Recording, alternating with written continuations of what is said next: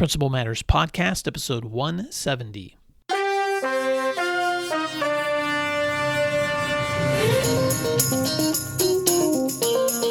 Hi, friends. This is Will Parker, host of Principal Matters, the School Leaders Podcast, where each week I bring you inspiring, innovative, and imaginative ideas for your own school leadership.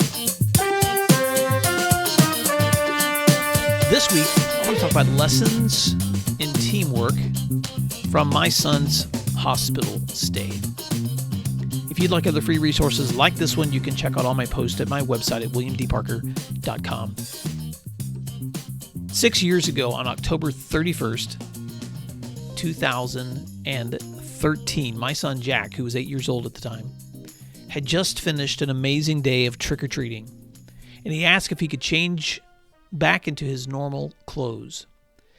This was a big deal because Jack had been wearing a Jedi costume, enjoying trick-or-treating in a wheelchair as we pushed him through the St. Francis Children's Medical Center in Tulsa.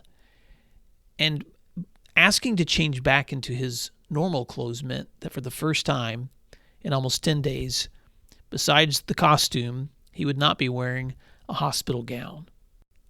When bad things happen, it's sometimes hard to see the good in our difficulties. And my son's battle and recovery from an infectious disease known as Kawasaki was one of those times that I'll never forget. And as this Halloween season is happening, I just wanted to share this story with you this week as a way to remind you that teamwork and community are powerful healing agents.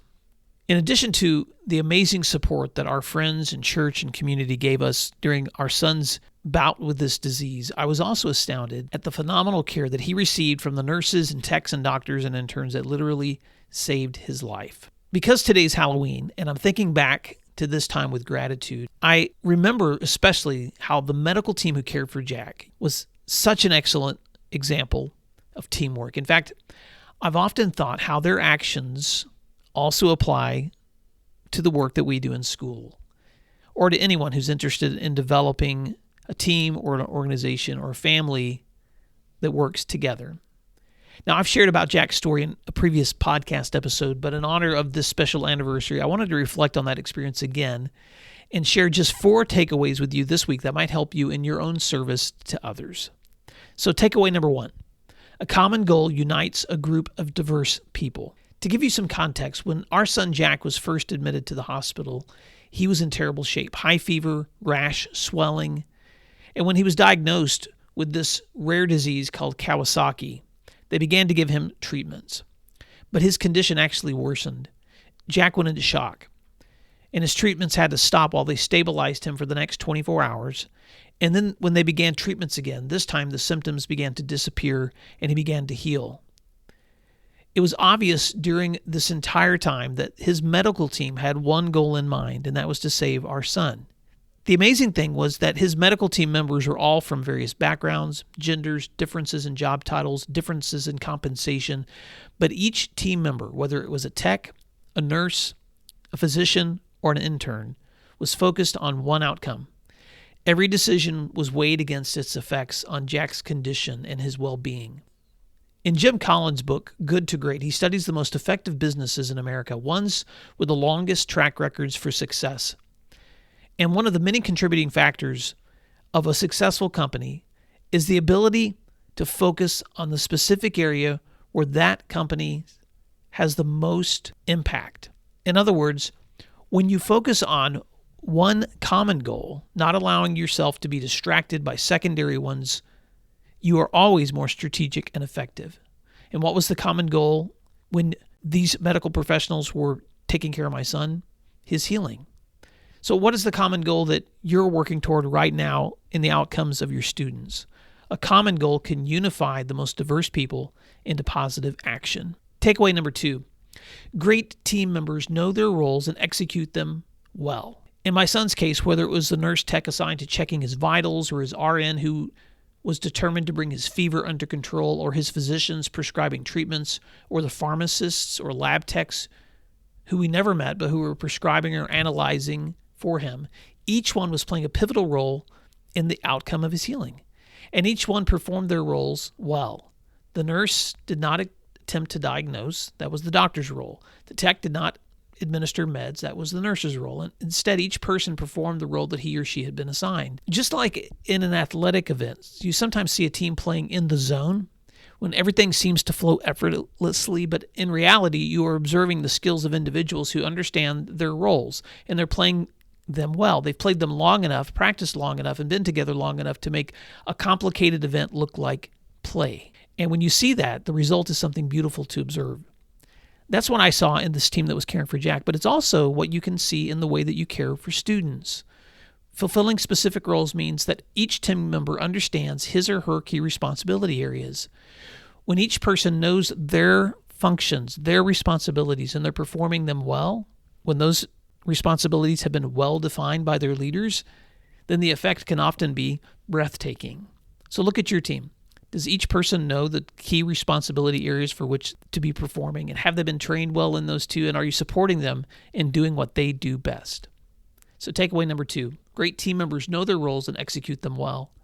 Takeaway number 3, caring for people and reaching outcomes go hand in hand. Not only did Jack's medical team accomplish their goals of curing our son, but they also cared for him at the same time. Those were not opposed goals. Whether it was regulating his meds or whispering soothing words to him or finding creative ways to relieve his fever, they were consistently showing their sincerest care for him. Now let's apply this to school. Most educators are familiar with the research done by the Gates Foundation on the 3 R's present in great schools: rigor, relevance, and relationships. And in schools, educators are often, of course, experts in curriculum instruction. But the intangible element of caring for and loving your students while also instructing them is what separates, frankly, good teachers from great teachers. So think about your school right now and the teams that you're leading. Are you making sure that not only the skills are present, but also the trust and care, so that not only are you accomplishing goals, but you're doing that by building meaningful relationships at the same time? Usually, I will actually say always, more learning and productivity happen and positive outcomes occur when caring is involved in the process. So takeaway number 3, caring for people and reaching outcomes go hand in hand. And then finally, takeaway number 4, great teams remain teachable. This week I was having a great conversation with a friend of mine who said to me, "Will, I'm actually not worried a lot about new leaders as much as I am about older ones who think they've already learned it all." And I paused for a minute and reflected on that statement because it's so true. If you stay hungry and humble, then you're going to keep learning. Remaining teachable is such an important part of leading and being a part of a team. In my own son's story, one of the reasons I think that his medical team was so effective was that he was at a teaching hospital. Resident doctors interning there were being asked to participate and lead in decision-making. And at the same time, the older doctors were mentoring, coaching, and teaching them. It was an atmosphere of mutual respect where continuous learning, research, and practice were valued. Not only were the people there flourishing when they worked in a culture of learning, but also the people that they were serving were flourishing because of it. So what's the lesson learned?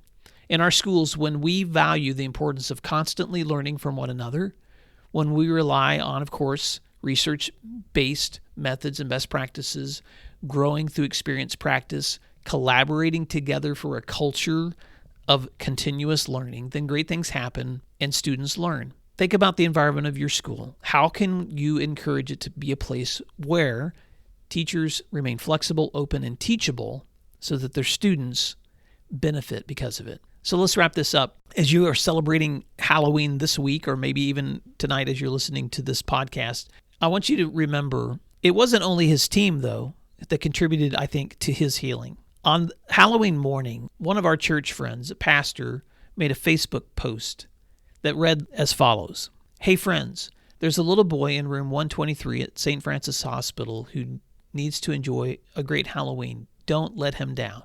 And before we knew what was happening, there were knocks on Jack's hospital room door, and visitors, many of them complete strangers, began stopping by the room with gifts of candy and treats and games. And by that afternoon, every surface and counter and windowsill in his room was overflowing with gifts. And then that evening, when Jack was able to put on his costume and go in a wheelchair and wheel through the hospital's trick-or-treating moments that they had set up for him, the smile on his face was an example of all the care and joy that he had received. In our son's case, these actions of this great community quite literally saved his life. So think about this week what you can be accomplishing in the lives of your students and those that you serve when you do the same. So now it's your turn. What are some other examples of great teamwork that you can think of that help provide great outcomes for your students? What would you add to that list of qualities that it takes to build a great team?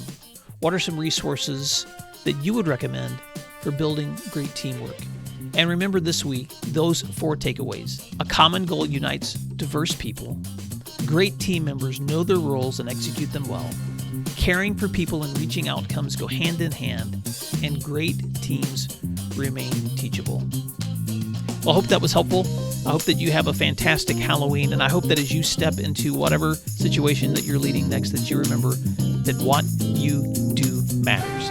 And I'll talk to you soon.